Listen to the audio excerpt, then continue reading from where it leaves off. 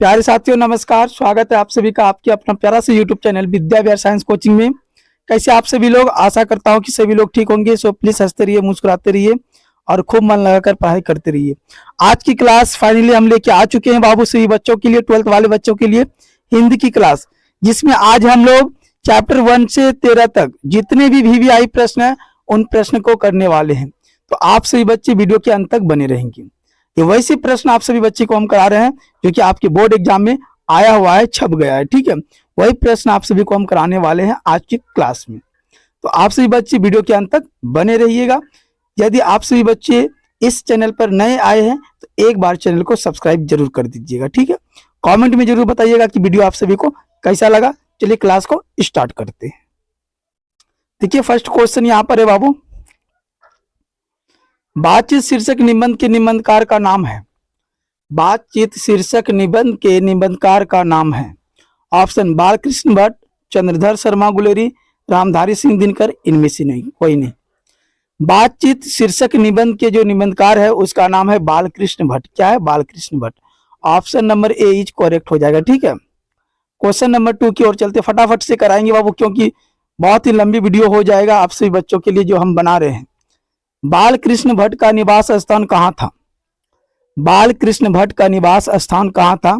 समस्तीपुर बिहार, पटना बिहार, वाराणसी उत्तर प्रदेश, इलाहाबाद उत्तर प्रदेश। तो बालकृष्ण भट्ट का जो निवास स्थान था वो था इलाहाबाद उत्तर प्रदेश। ऑप्शन जो है डी इज करेक्ट हो जाएगा। शेयर कर देंगे सही बच्चे, एक बार बाबू फटाफट से शेयर कर दीजिए। क्वेश्चन नंबर 3 है। शेयर इसलिए आप लोगों को करने के लिए हम बोल रहे हैं ताकि वो बच्चे भी जो कमजोर है, कमजोर से कमजोर बच्चे हैं, वो भी अच्छे मार्क्स हिंदी में ला सके। मेरा जो टारगेट है हिंदी में वो 98 प्लस है। ठीक है, तो आप सभी बच्चे जरूर लाइएगा। यदि इस वीडियो को देख करके एग्जाम में जाते हैं तो 100 में से जरूर जो है आपके वहां पर जो 50 प्रश्न इससे रहेगा।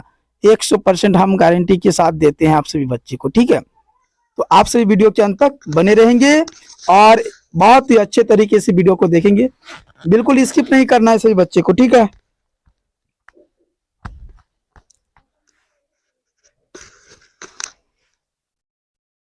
देखिए क्वेश्चन नंबर 3 है कि हिंदी प्रदीप कितने वर्षों तक प्रकाशित हुआ?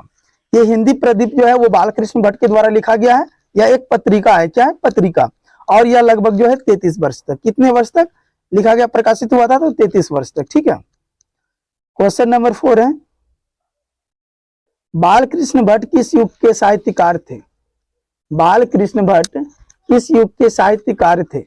ऑप्शन ए भारतेंदु युग, बी द्विवेदी युग, ठीक है, और सी में हो जाएगा छायावादी युग और डी में प्रगतिवादी युग।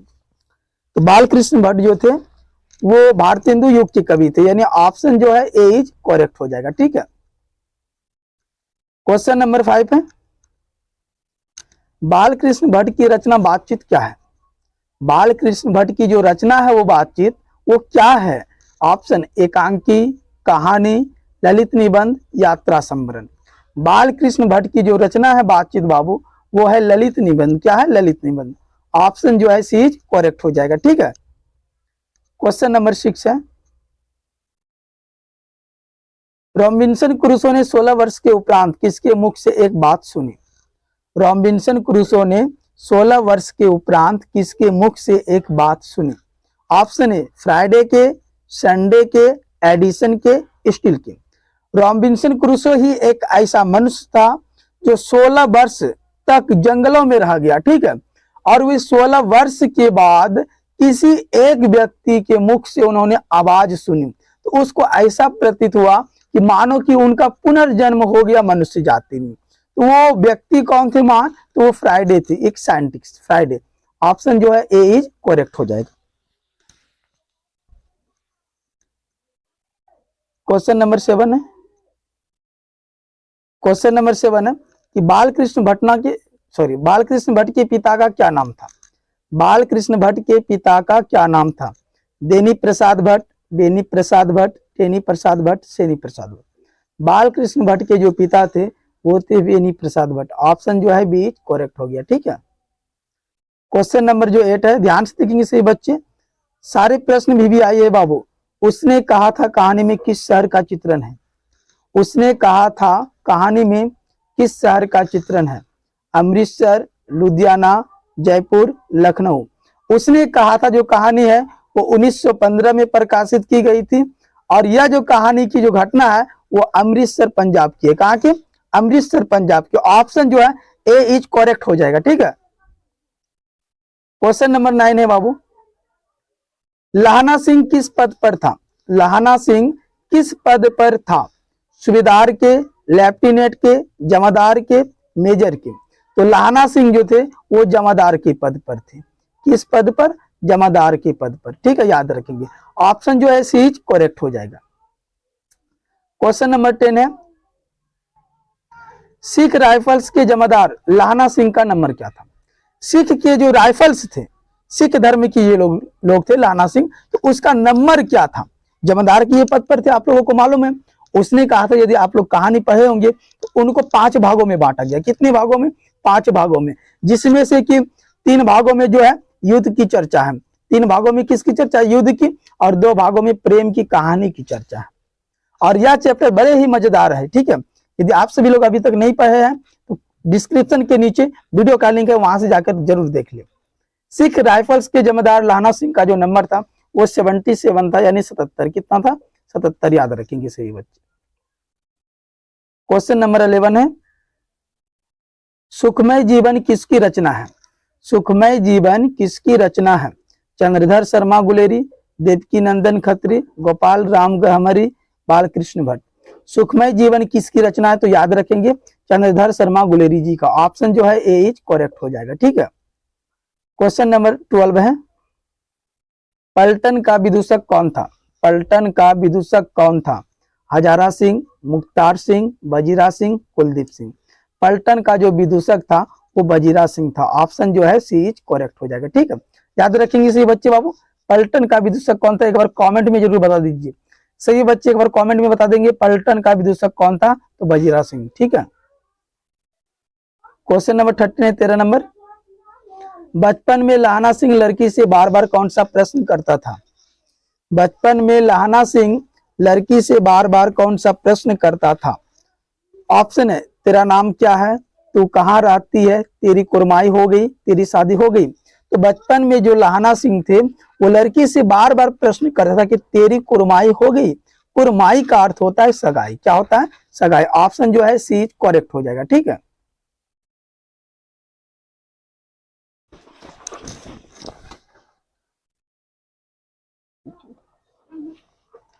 क्वेश्चन नंबर 4 है,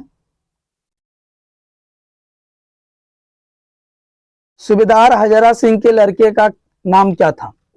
सूबेदार हजारा सिंह के लड़के का नाम क्या था? बौधा सिंह, महा सिंह, कीरत सिंह, जगधारी सिंह। तो सूबेदार हजारा सिंह के जो लड़के थे वो बौधा सिंह थे। ऑप्शन जो है ए इज करेक्ट हो जाएगा। ठीक है, क्वेश्चन नंबर 15 है, जर्मन लेफ्टिनेंट को किसने मार गिराया? जर्मन लेफ्टिनेंट को किसने मार गिराया? सूबेदार ने, बौधा ने, लाहना ने, वजीरा ने। तो जर्मन लेफ्टिनेंट को जो है लाहना सिंह ने मार गिराया। वो वास्तविक में इसके लेफ्टिनेंट साहब नहीं थे, वो एक जर्मन थे। क्या थे? जर्मन के थे। ठीक है, ऑप्शन जो है सी इज करेक्ट हो जाएगा। क्वेश्चन नंबर 16 है, उसने कहा था किस प्रकार की कहानी है? उसने कहा था किस प्रकार की कहानी है? चरित्र प्रधान, कर्म प्रधान, धर्म प्रधान, भाव प्रधान। उसने कहा था जो कहानी है वो कर्म प्रधान था। कैसा था? कर्म प्रधान। ऑप्शन जो है बी इज करेक्ट हो जाएगा। ठीक है, क्वेश्चन नंबर 17 है,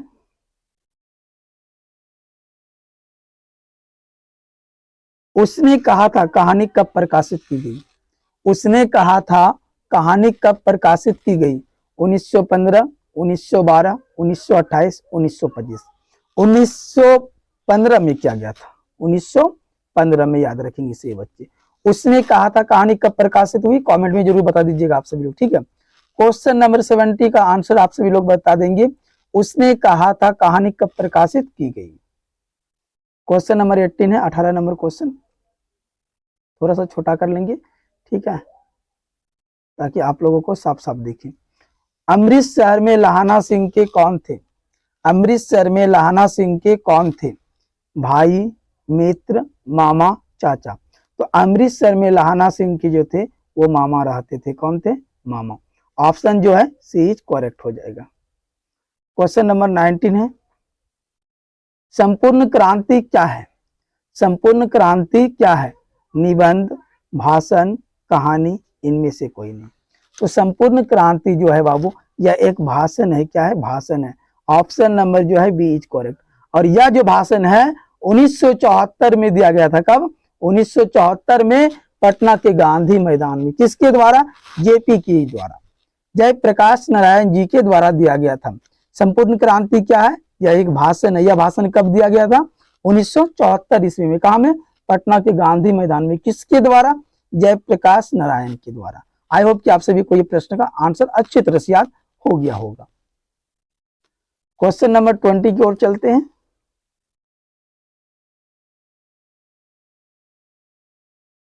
जयप्रकाश नारायण को भारत की जनता किस नाम से याद करती है? जयप्रकाश नारायण जी जो है उनको भारत की जनता किस नाम से याद करती है? समाज नायक, देश नायक, लोक नायक, जन नायक। तो जयप्रकाश नारायण को जो भारत की जनता याद करती है वो लोक नायक के नाम से। ऑप्शन जो है सी इज करेक्ट हो जाएगा। ठीक है, याद रखिएगा। क्वेश्चन नंबर 21 है, जयप्रकाश नारायण की पत्नी का क्या नाम था? जयप्रकाश नारायण की पत्नी का क्या नाम था? Option A Leelavati, option B Amravati, option C Prabhavati, option D Prabhasna. Jayaprakash Narayan की जो पत्नी थी उसकी जो नाम थी वो प्रभावती, प्रभावती देवी थी। याद रखेंगे बाबू। ऑप्शन जो है सी इज करेक्ट हो जाएगा। ठीक है, क्वेश्चन नंबर 22 की ओर चलते हैं। जयप्रकाश नारायण के बचपन का क्या नाम था? जयप्रकाश नारायण के बचपन का क्या नाम था? Option A Bittu, B Kittu, C Baul, D Monu. Jayaprakash Narayan ji के जो बचपन का नाम था वो बाउल था। क्या नाम था? बाउल। तो ऑप्शन जो है सी इज करेक्ट हो जाएगा। याद रखेंगे से बच्चे। क्वेश्चन नंबर 23 है बाबू, एक बार शेयर कर दीजिए। आप सभी लोग शेयर नहीं किया अभी तक, कमेंट कीजिए। कमेंट नहीं कर रहे जी आप सभी लोग, कमेंट कर दीजिए कि वीडियो कैसा लग रहा है आप सभी बच्चे को। यही क्वेश्चन रहेगा आपके बोर्ड एग्जाम में बाबू, याद रखना सही बच्चे। इनसे बाहर एक भी प्रश्न नहीं रहने वाला है। शेयर कर दीजिए आप सभी लोग, एक बार शेयर कर देंगे सही बच्चे। फटाफट से कमेंट कीजिए कैसा लग रहा है वीडियो। प्रजा सोशलिस्ट पार्टी का गठन कब हुआ था? क्वेश्चन नंबर 23, प्रजा सोशलिस्ट पार्टी का गठन कब हुआ था? 1952, 1949, 1947, 1962। प्रजा सोशलिस्ट पार्टी का जो गठन हुआ था वो 1962 में हुआ था। कब हुआ था? 1962 ईस्वी में। याद रखेंगे। ऑप्शन जो है डी इज करेक्ट हो जाएगा। क्वेश्चन नंबर 24 है, 1974 में बिहार प्रदेश के मुख्यमंत्री कौन थे? 1974 की बात किया जा रहा है कि हमारा जो बिहार है उनके मुख्यमंत्री कौन थे? ऑप्शन ए कृष्ण वल्लभ शाह, अब्दुल गफूर, अनुग्रह नारायण सिंह, महामाया प्रसाद। 1974 में जो बिहार के जो मुख्यमंत्री थे वो थे अब्दुल गफूर। कौन थे? अब्दुल गफूर। ऑप्शन जो है बी इज करेक्ट हो जाएगा। ठीक है, क्वेश्चन नंबर 25 है, जयप्रकाश नारायण को किसका दलाल कहा गया? जयप्रकाश नारायण को किसका दलाल कहा गया? रूस, Britain, Japan, America. Jayaprakash Narayan को किसका दलाल कहा गया था? तो याद रखेंगे सही बच्चे, जयप्रकाश नारायण को अमेरिका का दलाल कहा गया। कहाँ का? अमेरिका का। अमेरिका का दलाल कहा गया बाबू। ऑप्शन जो है डी इज करेक्ट हो जाएगा। देखिए आप सभी लोग वीडियो के अंत तक बने रहेंगे। तो एक मुख्य बात आप सभी बच्चे को हम बताने वाले हैं जो कि आपके एग्जाम में बहुत ही हेल्प होंगी। ठीक है, तो आप सभी बच्चे वीडियो के अंत तक बने रहेंगे। इसकी बिल्कुल ना करो, ऐसा मत सोचो आप सभी बच्चे कि हमें क्वेश्चन याद है।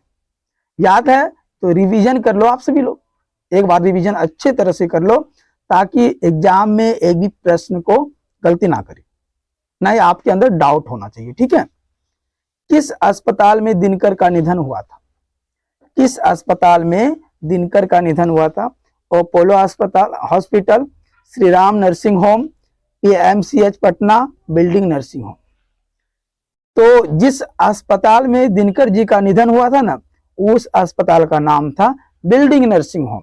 ऑप्शन जो है डी इज करेक्ट हो जाएगा, बिल्डिंग नर्सिंग होम याद रखेंगे। क्वेश्चन नंबर 27 है, फ्री प्रेस के मालिक कौन थे? फ्री प्रेस के मालिक कौन थे? आत्मानंद जी, शिवानंद जी गोस्वामी, सदानंद जी, शारदानंद गुप्ता। तो फ्री प्रेस के जो मालिक थे वो सदानंद जी थे। कौन थे? सदानंद जी। ऑप्शन जो है सी इज करेक्ट हो जाएगा। क्वेश्चन नंबर 27, फ्री प्रेस के मालिक कौन थे? एक बार कमेंट में बता देंगे। फ्री प्रेस के मालिक कौन थे बाबू? एक बार कमेंट में से बच्चे फटाफट से एकदम बता देंगे तो सदानंद जी। कौन थे? सदानंद जी। क्वेश्चन नंबर 28 की ओर चलते हैं।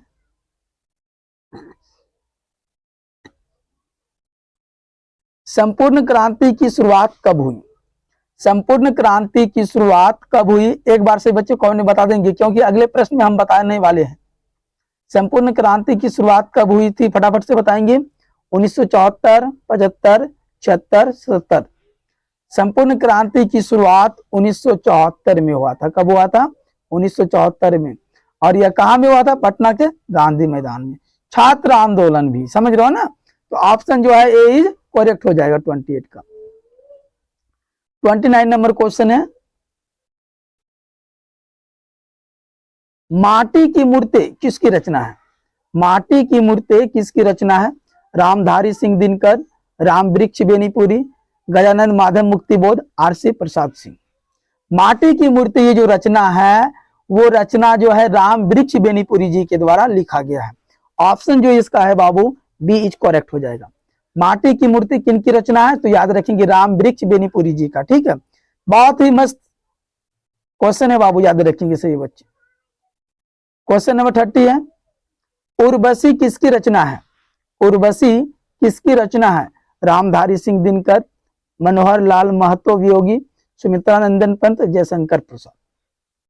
उर्वशी किसकी रचना है? तो याद रखेंगे सही बच्चे रामधारी सिंह दिनकर जी का। ऑप्शन जो है ए इज करेक्ट हो जाएगा, रामधारी सिंह दिनकर। उर्वशी किसकी रचना है? तो याद रखेंगे रामधारी सिंह दिनकर जी का। क्वेश्चन नंबर 31 है, फणीश्वर नाथ रेणु की पुस्तक है। फणीश्वर नाथ रेणु की पुस्तक है सत्यकाम, कुरुक्षेत्र, उस जनपद का कवि हूं, मैला आंचल। तो फणीश्वर नाथ रेणु की जो पुस्तक है फाइनली वो मैला आंचल है। ऑप्शन जो है बाबू डी इज करेक्ट हो जाएगा। फणीश्वर नाथ रेणु की पुस्तक कौन सी है? मैला आंचल, याद रखेंगे। ये क्वेश्चन कई बार बोर्ड एग्जाम में पूछ चुके हैं, तो आप सभी लोग ऐसे प्रश्न को अनदेखा ना करे बाबू। जयप्रकाश जी मार्क्सवादी कब बने? घोर मार्क्सवादी बन गए ये लेनिन की बातों में आकर के। कौन? जयप्रकाश जी। उनसे ये कुछ सीखे भी थे, यही जो देश खुद का गुलाम है उनमें मार्क्सवादी बनने का एक मजा ही कुछ अलग निराला है। तो जयप्रकाश जी मार्क्सवादी कब बने थे? 1928 में, 1927 में, 1938 में, 1924। फाइनली याद रखिएगा जयप्रकाश जी नारायण जो है मार्क्सवादी जो बने थे वो 1924 में। कब? 1924 में। ऑप्शन जो है डी इज करेक्ट हो जाएगा।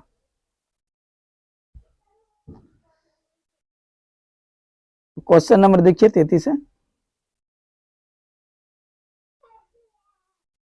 संपूर्ण क्रांति का नारा किसने दिया था?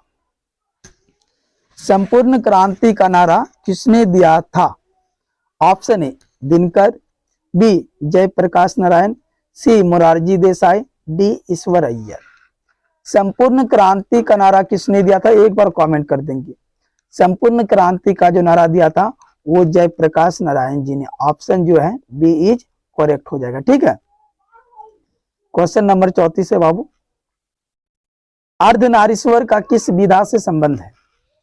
अर्धनारीश्वर का किस विधा से संबंध है? ऑप्शन ए निबंध, बी एकांकी, सी कहानी, डी व्यंग। अर्धनारीश्वर का अर्थ यह होता है कि आधा स्त्री आधा पुरुष, अर्थात आधा नारी और आधा नर। समझ रहे हो ना? जो कि ऐसा भाव हमको देखने की किस में मिलता है? शिव और पार्वती जी में। कहीं कहीं फोटो में आप देखे होंगे कि वो अर्धनारीश्वर का रूप है। शंकर जी को देखिए आधा स्त्री का रूप और आधा पुरुष का रूप। तो अर्धनारीश्वर जो है यह एक क्या है, तो याद रखेंगे से बच्चे निबंध है। क्या है? निबंध है। निबंध, निबंध याद रखेंगे बाबू, ठीक है। ऑप्शन जो है ए इज करेक्ट हो जाएगा। अर्धनारीश्वर का किस विधा से संबंध है? निबंध से। क्वेश्चन नंबर 35 है।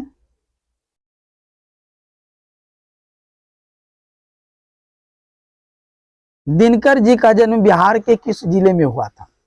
दिनकर जी का जन्म बिहार के किस जिले में हुआ था?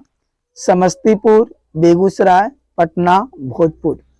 दिनकर जी का जो जन्म हुआ था बिहार के बेगूसराय जिले में। कौन सा? बेगूसराय।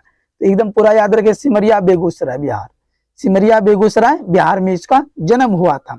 और दिनकर जी ही एक ऐसे कवि थे जो भागलपुर विश्वविद्यालय के उप कुलपति रह चुके हैं। कौन? दिनकर जी। याद रखना बाबू, भागलपुर विश्वविद्यालय के उप कुलपति भी रह चुके हैं। कौन? दिनकर जी। यही एक कवि है हमारा। क्वेश्चन नंबर 36 है। अर्धनारीश्वर में किस गुण का समन्वय है? अर्धनारीश्वर जो पाठ है उनमें किस गुण का समन्वय बताया गया है? किस गुणों के बारे में? ऑप्शन है नारी के, पुरुष के, नारी और पुरुष दोनों के, इनमें से कोई नहीं।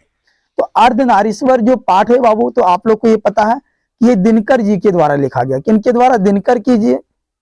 और ये जो पाठ है एक निबंध है। क्या? निबंध है। और इस निबंध में स्त्री और पुरुष, नारी और पुरुष दोनों के बारे में दिनकर जी ने बताया है कि अर्धनारीश्वर जो है शिव और पार्वती का कल्पित रूप है, शंकर और पार्वती का कल्पित रूप है। ऑप्शन जो है सी करेक्ट हो जाएगा। क्वेश्चन नंबर 37 है। अर्धनारीश्वर शंकर और पार्वती का किस प्रकार का रूप है? अर्धनारीश्वर शंकर और पार्वती का किस प्रकार का रूप है? ऑप्शन यथार्थ, कल्पित, आदर्श, वास्तविक। तो अभी आपको हम बताएं कि अर्धनारीश्वर जो है शंकर और पार्वती जी का कल्पित रूप है। कैसा रूप है? कल्पित रूप। तो याद रखेंगे कल्पित रूप है। ऑप्शन जो है बाबू बी इज करेक्ट हो जाएगा। ठीक है। क्वेश्चन नंबर 38 की ओर चलते हैं। दिनकर जी की पहली कविता कब प्रकाशित हुई? दिनकर जी की जो पहली कविता थी वो थी रेणुका। क्या था? रेणुका। और वह कविता कब प्रकाशित हुई? ऑप्शन 1920 में, 1925, 1930, 1935। दिनकर जी की जो पहली कविता थी वो कब प्रकाशित हुई? 1920 में, 1925 में, 1930 में, 1935 में। तो फाइनली याद रखिएगा कि दिनकर जी की जो पहली कविता थी, माय मिस्टेक, प्रणभंग थी। क्या थी? प्रणभंग। वो कविता कब प्रकाशित की गई थी? तो 38 का जो आंसर होगा वो 1925 में। कब? 1925 में। याद रखेंगे सभी बच्चे। ऑप्शन जो है बी इज करेक्ट हो जाएगा। क्वेश्चन नंबर 39 है। बुद्ध और महावीर ने नारियों को कौन सा अधिकार दिया? बुद्ध और महावीर ने नारियों को कौन सा अधिकार दिया? संन्यास लेने का, भिक्षुणी होने का, पति के त्याग का, इनमें से कोई नहीं। बुद्ध और महावीर ने नारियों को जो अधिकार दिया था, उन्होंने कहा था कि स्त्री जो है इस संसार में यदि उनके पति नहीं है, वो विधवा के रूप में जी रही है, तो उनको भिक्षुणी मतलब भिक्षा मांग के भी वो खा सकती है। समझ रहे हो ना? यानी भिक्षुणी होने का अधिकार दिया था। ऑप्शन जो है बी इज करेक्ट हो जाएगा। ठीक है। क्वेश्चन नंबर 40 है। प्रेमचंद्र के अनुसार नारी जब पुरुष के गुण सीखती है तब वह क्या हो जाती है? ये प्रेमचंद्र जी कह रहे हैं कि जब नारी पुरुष के गुण सीखती है या नारी जब पुरुष के गुण सीखती है तब वह क्या बन जाती है? ऑप्शन आकर्षक, साहसी, कोमल, राक्षसी। तो प्रेमचंद्र के अनुसार यह कहना है जब कोई भी नारी पुरुष के गुण को अपना लेता है अर्थात वह राक्षसी बन जाती है। क्या बन जाता है? राक्षसी। ऑप्शन जो है डी इज करेक्ट। ठीक है। ऑप्शन जो है डी इज करेक्ट हो जाएगा। क्वेश्चन नंबर 41 है। गांधारी कौन थी? गांधारी कौन थी? दुर्योधन की मां, कृष्ण की मां, अर्जुन की मां, बलराम की मां। गांधारी जी ये महाभारत की कहानी है। आप सभी लोग देखे भी होंगे और यहाँ पर अर्धनारीश्वर चैप्टर में बताया गया है कि यदि युद्ध जो है गांधारी और कुंती के बीच हुआ होता कितने अच्छे होते। ठीक है, तो गांधारी कौन थी? दुर्योधन की माँ थी। फाइनली याद रखेंगे, ऑप्शन जो है ए इज करेक्ट हो जाएगा। ठीक है, क्वेश्चन नंबर 24 है, सॉरी 44 है। अर्धनारीश्वर कल्पित रूप है। अर्धनारीश्वर जो है वो कल्पित रूप है, किसका है? शिव और पार्वती का, राम और सीता का, राधा और कृष्ण का, विष्णु और लक्ष्मी का। अर्धनारीश्वर कल्पित रूप है, किनका है? याद रखेंगे, शिव और पार्वती का। ऑप्शन जो है ए इज करेक्ट हो जाएगा। क्वेश्चन नंबर जो है 43 की ओर चलते हैं, 43। दिनकर जी की पहली कविता किस पत्रिका में प्रकाशित हुई? दिनकर जी की पहली कविता किस पत्रिका में प्रकाशित हुई? ऑप्शन ए छात्र सहोदर, ऑप्शन बी छात्र पत्रिका, ऑप्शन सी छात्र मित्र, ऑप्शन डी इनमें से कोई नहीं। दिनकर जी की जो पहली कविता है किस पत्रिका में प्रकाशित हुई थी? तो याद रखेंगे सही बच्चे, छात्र सहोदर में। ऑप्शन जो है ए इज करेक्ट हो जाएगा। ठीक है, 43 का जो आंसर होगा option number A is correct हो जाएगा। क्वेश्चन नंबर 44 है। संस्कृति के 4 अध्याय किसकी कृति है? संस्कृति के 4 अध्याय किसकी कृति है? गुलाबदास, हजारी प्रसाद द्विवेदी, आचार्य सीताराम चतुर्वेदी, रामधारी सिंह दिनकर। संस्कृति के 4 अध्याय जो ये जो कृति है ये रामधारी सिंह दिनकर के द्वारा लिखा गया है। रामधारी सिंह दिनकर के द्वारा लिखा गया है। 44 का जो आंसर होगा ऑप्शन जो है डी इज करेक्ट हो जाएगा। याद रखेंगे सही बच्चे।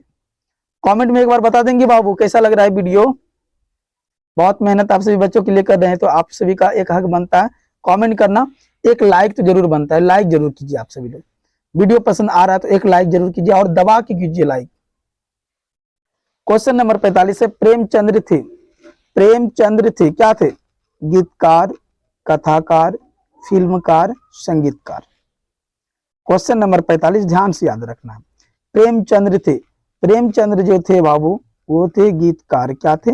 गीतकार थे। याद रखिए सही बच्चे, प्रेमचंद्र क्या थे? गीतकार। ऑप्शन जो है ए इज करेक्ट हो जाएगा। क्वेश्चन नंबर जो है 46 है। युद्ध एवं शांति की समस्या पर लिखी गई काव्य कृति है। युद्ध एवं शांति की समस्या पर लिखी गई काव्य कृति है। ऑप्शन है नील कुसुम, कुरुक्षेत्र, द्वंद्व गीत, रसिमरथी। युद्ध एवं शांति की समस्या पर जो काव्य लिखी गई है वो है कुरुक्षेत्र। क्या है? कुरुक्षेत्र। ऑप्शन जो है बी इज करेक्ट हो जाएगा। ठीक है, याद रखेंगे। 46 का जो आंसर होगा बी इज करेक्ट हो जाएगा। क्वेश्चन नंबर 47 है, फटाफट से कर रहे हैं बाबू। अज्ञय जी की पहली कहानी कब प्रकाशित हुई? अज्ञय जी की पहली कहानी कब प्रकाशित हुई? 1920 में, 24 में, 28 में, 32 में।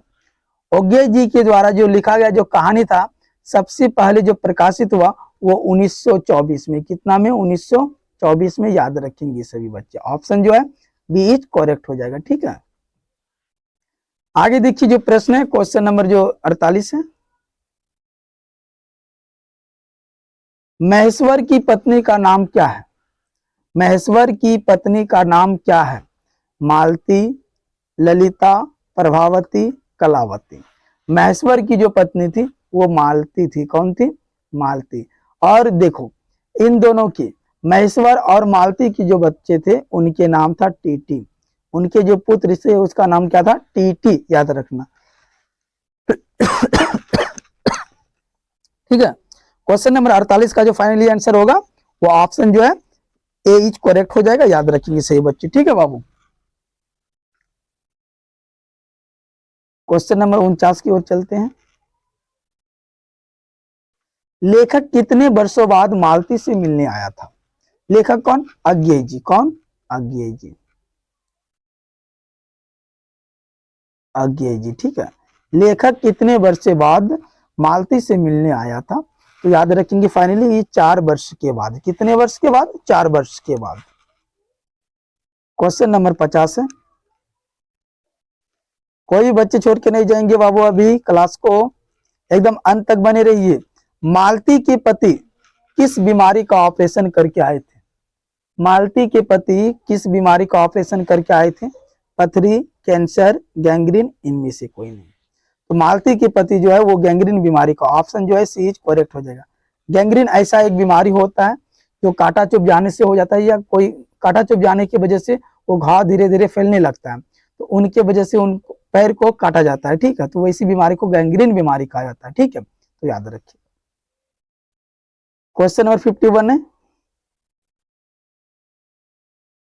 मालती के पति जो महेश्वर थे, मालती के पति का नाम क्या है? महेश्वर। आप लोगों को पता ही है, 51 का जो है बी इज करेक्ट हो जाएगा।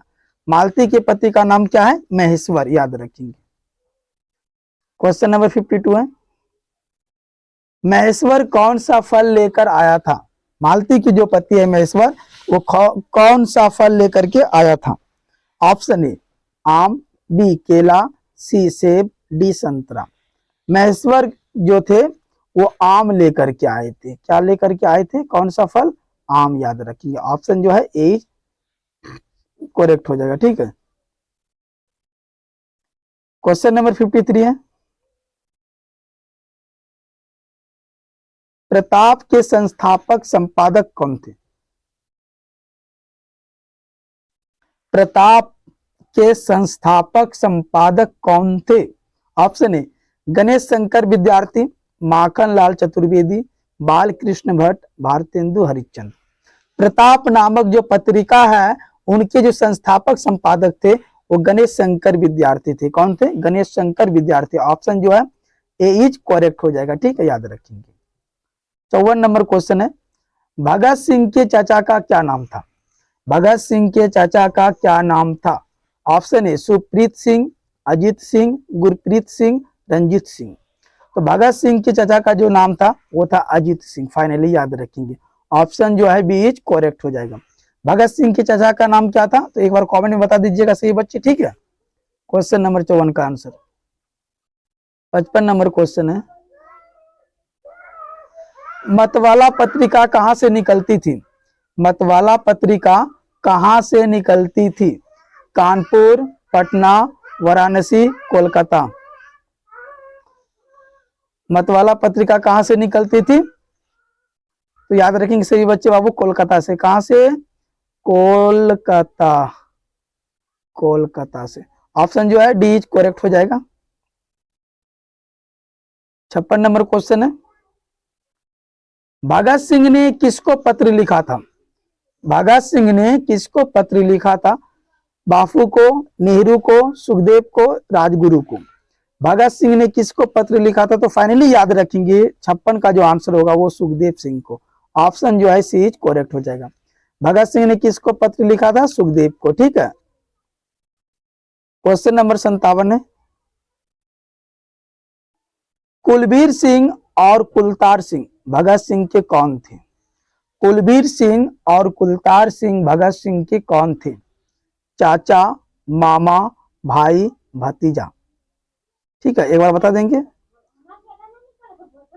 कौन थे? तो याद रखेंगे सभी बच्चे, कुलबीर सिंह और कुलतार सिंह भगत सिंह के कौन थे? भाई थे। ऑप्शन जो है सी इज करेक्ट हो जाएगा। क्वेश्चन नंबर 58 है, ओ सदानीरा शीर्षक पाठ किस विधा के अंतर्गत आता है? ओ सदानीरा शीर्षक पाठ किस विधा के अंतर्गत आता है? ऑप्शन ए निबंध, बी कहानी, सी कविता, डी नाटक। ओ सदानीरा शीर्षक पाठ किस विधा के अंतर्गत आता है? तो फाइनली याद रखिएगा 58 का जो राइट आंसर होगा वो निबंध। ऑप्शन जो है ए इज करेक्ट हो जाएगा, ठीक है। क्वेश्चन नंबर 59 है, चंपारण क्षेत्र में बाढ़ का मुख्य कारण क्या है? चंपारण क्षेत्र में बाढ़ का मुख्य कारण क्या है? जंगलों का कटना होगा, नदियों की अधिकता, नदियों की तीव्र धारा, इनमें से कोई नहीं। चंपारण क्षेत्र में बाढ़ का जो मुख्य कारण है वो जंगलों का कटना है। क्या है? जंगलों का कटना। ऑप्शन जो है ए इज करेक्ट हो जाएगा। चंपारण क्षेत्र में बाढ़ का मुख्य कारण क्या है? जंगलों का कटना। क्वेश्चन नंबर 60 है, 60 नंबर, 12वीं सदी के लगभग 12वीं सदी के लगभग 300 वर्ष तक किस वंश का शासक था? 12वीं सदी के लगभग 300 वर्ष तक किस वंश का शासक था? मौर्य वंश, चालुक्य वंश, गुप्त वंश, कर्नाटक वंश। तो 12वीं सदी के लगभग 3 वर्षों तक जिस वंश का राज्य था ना, उसका नाम था कर्नाटक वंश। ऑप्शन जो है डी इज करेक्ट हो जाएगा 60 का। 61 नंबर क्वेश्चन है, पुंडलिक जी कौन थे? पुंडलिक जी कौन थे? गांव का मुखिया, शिक्षक, चिकित्सक, राजनीतिक नेता। तो पुंडलिक जी जो थे वो शिक्षक थे। क्या थे? शिक्षक। फाइनली याद रखेंगे सही बच्चे, पुंडलिक जी कौन थे? शिक्षक। ऑप्शन जो है बी करेक्ट हो जाएगा। क्वेश्चन नंबर 62 है, माथुर जी को भितिहरवा पहुंचने पर कौन मिले? माथुर जी को भितिहरवा पहुंचने पर कौन मिले? गांधी जी, गोखले जी, पुंडलिक जी, इनमें से कोई नहीं। जो जगदीश चंद्र माथुर जी है, जब वो भितिहरवा पहुंचे तो उनको भितिहरवा पहुंचने पर पुंडलिक जी मिले थे। कौन मिले थे? पुंडलिक जी। ऑप्शन जो है सी इज करेक्ट हो जाएगा 62 का आंसर। क्वेश्चन नंबर 63 है, चंपारण में धांगर कहां से आए? चंपारण में धांगर कहां से आए? रांची, जमशेदपुर, छोटा नागपुर, उत्तर प्रदेश। चंपारण में जो धांगर लोग हैं ना, वो कहां से आए थे? तो याद रखेंगे छोटा नागपुर से। कहां से? छोटा नागपुर, नागपुर से याद रखेंगे। ऑप्शन जो है सी इज करेक्ट हो जाएगा। क्वेश्चन नंबर 64 है, मोस्ट इंपोर्टेंट प्रश्न, वैशाली महोत्सव का बीजारोपण किया? वैशाली महोत्सव का बीजारोपण किया किसने? ओग्य ने, जगदीश चंद्र माथुर ने, श्री कृष्ण सिन्हा ने, अशोक वाजपेयी ने। वैशाली महोत्सव का जो बीजारोपण किया था वो किसने किया था? याद रखिएगा 64 का जो फाइनली आंसर होगा वो जगदीश चंद्र माथुर जी ने। ऑप्शन जो है बी इज करेक्ट हो जाएगा। ठीक है। क्वेश्चन नंबर 65 है, ओ सदानीरा किसके लिए लिखा गया? ओ सदानीरा, ओ सदानीरा का अर्थ होता है कि हमेशा वो नदियों में जल भरा हो। सदा नीरा मतलब सदा के लिए, हमेशा के लिए उसमें नीरा हो, मतलब नीर हो, जल हो, वैसे नदी को ओ सदा नीरा कहा जाता है। ठीक है। तो ओ सदा नीरा किसके लिए लिखा गया है? तो गंडक नदी के लिए। ऑप्शन जो है बी इज करेक्ट हो जाएगा। तो याद रखेंगे बाबू सभी बच्चे कि ओ सदा नीरा किसके लिए लिखा गया है? गंडक नदी के लिए। ठीक है।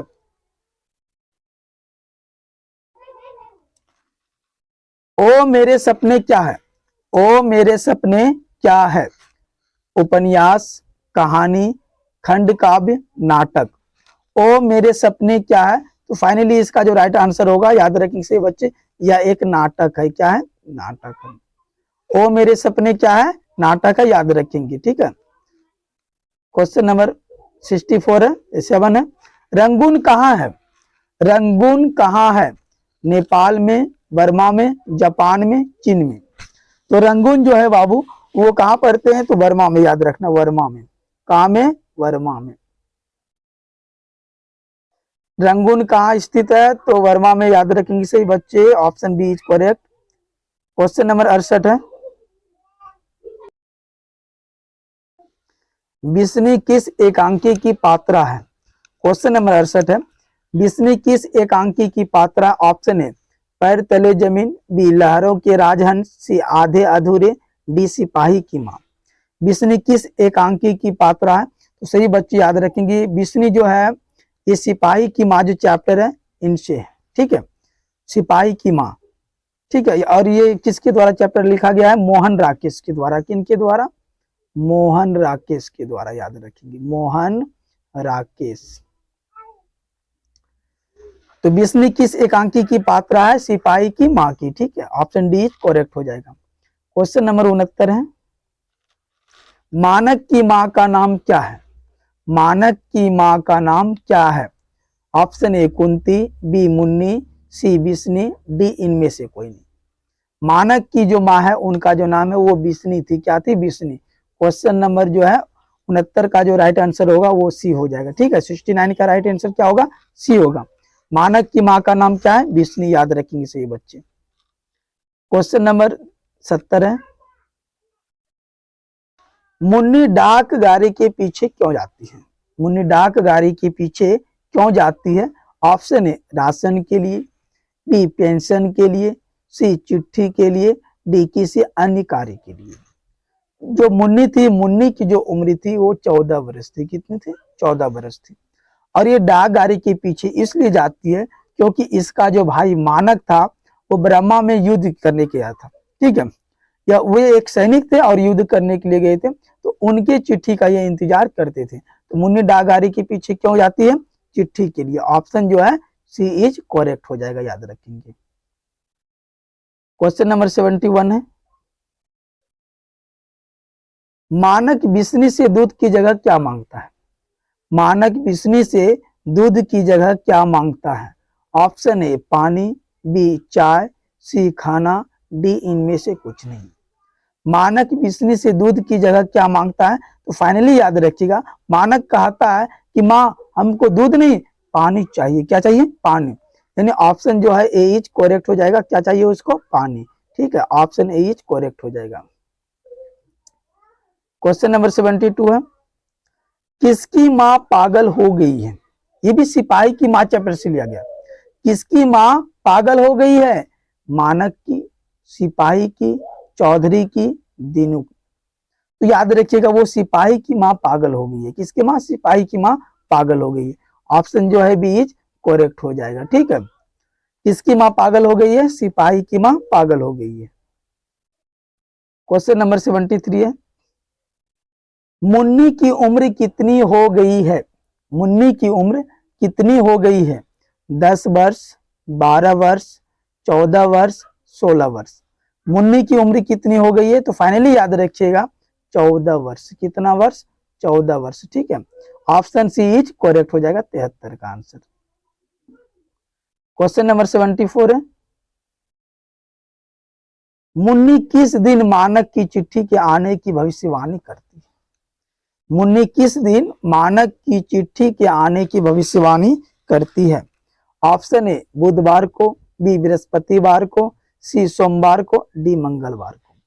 मुन्नी किस दिन मानक की चिट्ठी के आने की भविष्यवाणी करती है? तो याद रखिए वो प्रत्येक दिन कहती थी अपनी माँ से, माँ आप चिंता ना करो, भैया की जो चिट्ठी हो सकता है कि अगले मंगलवार को जरूर आएगी। यानी ऑप्शन जो है डी इज करेक्ट हो जाएगा, मंगलवार को। ठीक है, 74 का जो राइट आंसर होगा वो ऑप्शन डी हो जाएगा, मंगलवार को। क्वेश्चन नंबर 75 है, सिपाही की माँ एकांकी में कुंती कौन है? सिपाही की माँ जो चैप्टर है वो क्या है? एकांकी है। याद रखना क्या है? एकांकी है। और इस एकांकी में कुंती कौन है? ये क्वेश्चन। ऑप्शन है विसंदेही की बहन, सिपाही की माँ, पड़ोसिन, मुन्नी की मौसी। तो सिपाही की माँ एकांकी में जो कुंती है वो पड़ोसिन थी। ठीक है, यानी बगल वाली थी, घर के बगल वाली, जिसको हम पड़ोसिन कहते हैं। ऑप्शन सी इज करेक्ट हो जाएगी। क्वेश्चन नंबर 76 है, नामवर सिंह की कौन सी रचना है? नामवर सिंह की कौन सी रचना है? अर्धनारीश्वर। या अर्धनारीश्वर तो आपको पता है दिनकर जी के द्वारा लिखा गया। किनके द्वारा? दिनकर जी के द्वारा। ओसदानीरा माथुर जी के द्वारा। किनके द्वारा? माथुर जी के द्वारा। प्रगीत और समाप्त जो है वो है दिनकर जी के, सॉरी नामवर सिंह के द्वारा। और त्रिश जो है उदय प्रकाश जी के द्वारा लिखा गया। ठीक है, तो नामवर सिंह की रचना कौन सा है? प्रगीत और समाज। ठीक है, याद रखिएगा। क्वेश्चन नंबर 77 है, तीन गई रीर किसकी कविता है? तीन गई रीर किसकी कविता है?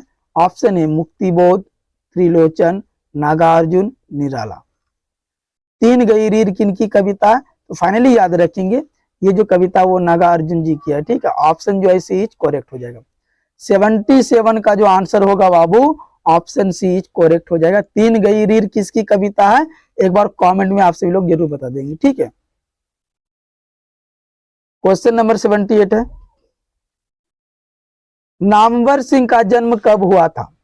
नामवर सिंह का जन्म कब हुआ था? 28 जुलाई 1927 को, 20 जून 1925 को, 27 मई 1926 को, 22 मई 1925 को। नामवर सिंह का जो जन्म हुआ था वो फाइनली याद रखेंगे आप सभी बच्चे। ठीक है, कि 28 जुलाई 1927 को। ऑप्शन ए इज करेक्ट हो जाएगा। ठीक है, क्वेश्चन नंबर जो है 79 है, प्रगीत और समाज के लेखक है। प्रगीत और समाज के लेखक कौन है? बालकृष्ण भट्ट, जयप्रकाश नारायण, नामवर सिंह, उदय प्रकाश। प्रगीत और समाज के जो लेखक है वो है नामवर सिंह। कौन है? Namvar Singh. Option C is correct हो जाएगा 79 का आंसर।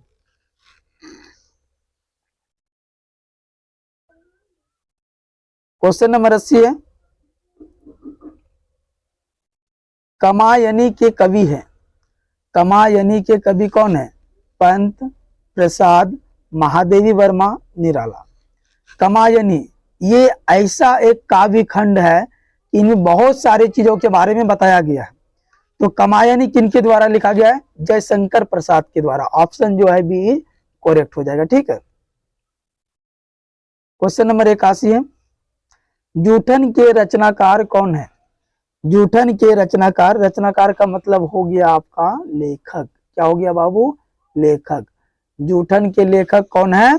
मोहन राकेश, उदय प्रकाश, ओम प्रकाश वाल्मीकि, बालकृष्ण भट्ट। तो जूठन के जो लेखक थे वो ओम प्रकाश वाल्मीकि थे। ऑप्शन जो है सी इज करेक्ट हो जाएगा। ठीक है, क्वेश्चन नंबर 82 है, हेडमास्टर कलीराम ने किसे मैदान में झाड़ू लगाने के लिए कहा? हेडमास्टर कलीराम ने किसे मैदान में झाड़ू लगाने के लिए कहा? ऑप्शन ए ओम भारत को, ओम प्रकाश वाल्मीकि को, उनके पिता को, इनमें से कोई नहीं। तो हेडमास्टर जो थे वो कलीराम, उन्होंने ओम प्रकाश वाल्मीकि जी को पूरे मैदान में झाड़ू लगाने के लिए कहा था। ऑप्शन जो है बी इज करेक्ट हो जाएगा, ओम प्रकाश वाल्मीकि को। क्वेश्चन नंबर 83 है, ये चैप्टर फाइनली हमने पढ़ा दिया है जूठन चैप्टर। तो आप सभी लोग जाके एक बार वीडियो के नीचे डिस्क्रिप्शन में लिंक है, जाकर के जरूर देख लेंगे और एक ही बार में इसके जितने भी क्वेश्चन आंसर आपको डायरेक्ट याद हो जाएगा। ठीक है, क्वेश्चन नंबर 83, ओम प्रकाश वाल्मीकि को प्यार से मुंशी जी कौन कहता था? ओम प्रकाश वाल्मीकि को प्यार से मुंशी जी कौन कहता था? हेडमास्टर, मित्र, पिताजी, माँ। तो ओम प्रकाश वाल्मीकि को प्यार से जो मुंशी जी कहा करते थे वो कौन कहते थे? उनके पिताजी। ऑप्शन जो है सी इज करेक्ट हो जाएगा। ठीक है, क्वेश्चन नंबर 84 है, लेखक को विद्यालय में झाड़ू लगाते हुए किसने देख लिया?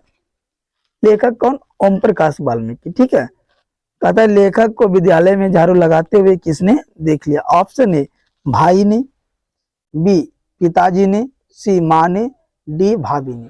जब लेखक के पिताजी अचानक स्कूल के रास्ते से गुजर रहा था तो उन्होंने देखा कि उनका जो बेटा था, मतलब उनका जो पुत्र था ओम प्रकाश वाल्मीकि, वो मैदान में झाड़ू लगा रहे हैं। जब उनको देखा तो वो रोने लगा। ठीक है, तब उनके पिताजी उनके पास गए और उनकी झाड़ू छीन करके फेंक दिए और वो हिचकते हिचकते सारी बातों को अपने पिताजी को बता दिए। तो लेखक को विद्यालय में झाड़ू लगाते हुए विद्यालय में झाड़ू लगाते हुए किसने देख लिया था? तो पिताजी ने। ऑप्शन जो है बी इज करेक्ट हो जाएगा। ठीक है, क्वेश्चन नंबर 85 है, भाभी जी आपके हाथ का खाना तो बहुत मजेदार है, यह किसने कहा? भाभी जी आपके हाथ का खाना तो बहुत मजेदार है, यह किसने कहा? Option A Surendra Singh, B Sukhdev Singh, C Jasvir, D इनमें से कोई नहीं। तो ये जो शब्द कहा था वो किसने कहा था? तो याद है आप सभी को? किसने कहा था बताइए तो, कमेंट करके एक बार बताएंगे सभी बच्चे। सुरेंद्र सिंह ने। किसने? सुरेंद्र सिंह ने। ऑप्शन जो है ए इज करेक्ट हो जाएगा। क्वेश्चन नंबर 86 है, जूठन क्या है? जूठन क्या है? रेखा चित्र, शब्द चित्र, कहानी, आत्मकथा। तो जूठन क्या है बाबू? तो याद रखेंगे सही बच्चे, जूठन क्या है? आत्मकथा है। क्या है? आत्मकथा। आत्मकथा मतलब जो खुद अपने की बातों को बताते हैं। ऑप्शन जो है डी इज करेक्ट हो जाएगा। जूठन क्या है? आत्मकथा। और ये प्रश्न इतने भी आए प्रश्न है कि कहीं आपके एग्जाम में तो छप चुका है। क्वेश्चन नंबर 87 देखिए, ओम प्रकाश ने किस नाट्यशाला की स्थापना की? ओम प्रकाश ने किस नाट्यशाला की स्थापना की? ऑप्शन ए मेघदूत, बी रंगशाला, सी प्रेमचंद्र मंच, डी इनमें से कोई नहीं। तो ओम प्रकाश ने किस नाट्यशाला की स्थापना की? तो याद रखिएगा सभी बच्चे, मेघदूत की, मेघदूत की। ठीक है, ऑप्शन जो है ए इज करेक्ट हो जाएगा। क्वेश्चन नंबर 88 है। ठीक है, अब और नहीं, अब और नहीं वाल्मीकि की कैसी कृति है? अब और नहीं वाल्मीकि की कैसी कृति है? ऑप्शन ए कविता, बी सॉरी कहानी, कविता, उपन्यास, निबंध। अब और नहीं वाल्मीकि की कैसी कृति है? तो याद रखेंगे कविता है। ऑप्शन जो है बी इज करेक्ट हो जाएगा। क्वेश्चन नंबर 89 है।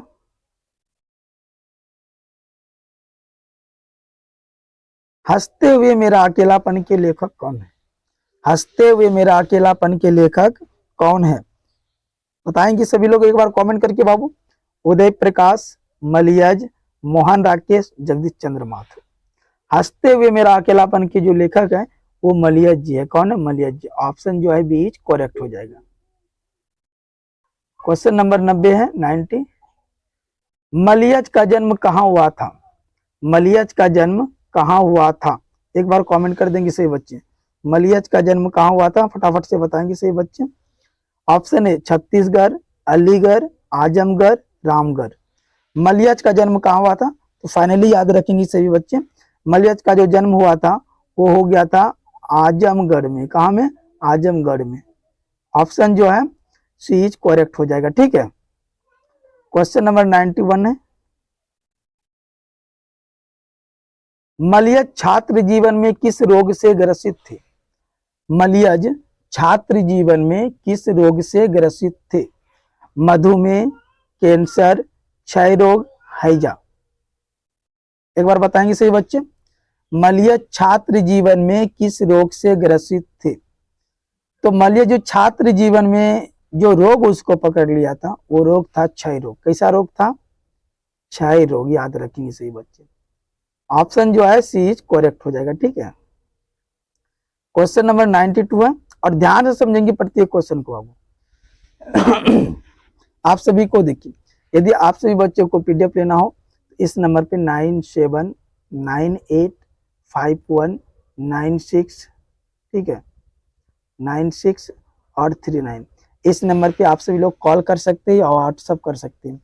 और पीडीएफ के साथ साथ यदि आप सभी बच्चे को वायरल पेपर लेना हो तो इस नंबर पे आप सभी लोग कांटेक्ट कर सकते हैं। ठीक है, क्वेश्चन नंबर 92 है। सेब बेचने वाली लड़की की आयु कितनी थी? सेब बेचने वाली लड़की की आयु कितनी थी? 7 से 8 साल, 10 से 12 साल, 15 से 16 साल, 21 से 20 साल।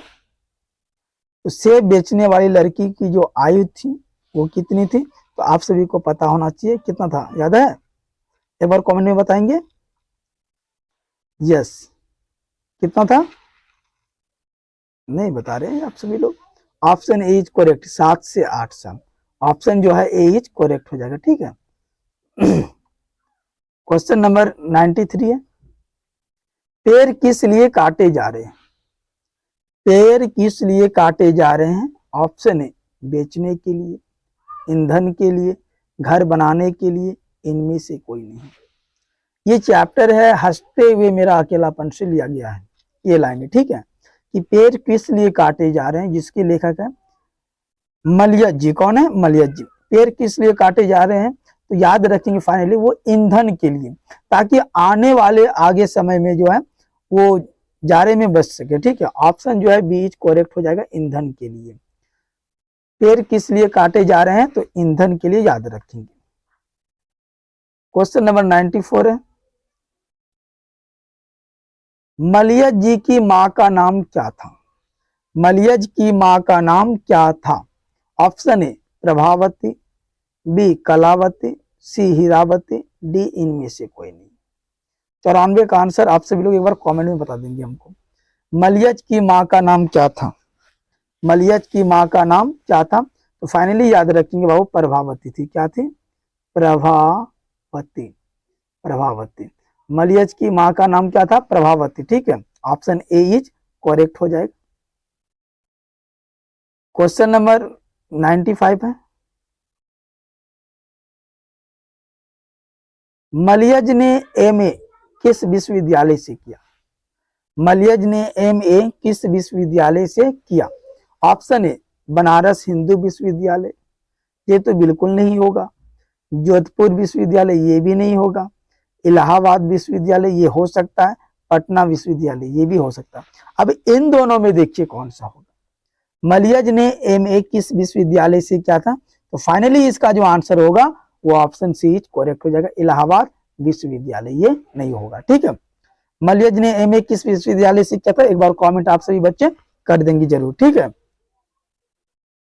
क्वेश्चन नंबर 96 है, सुरक्षा कहां हो सकती है?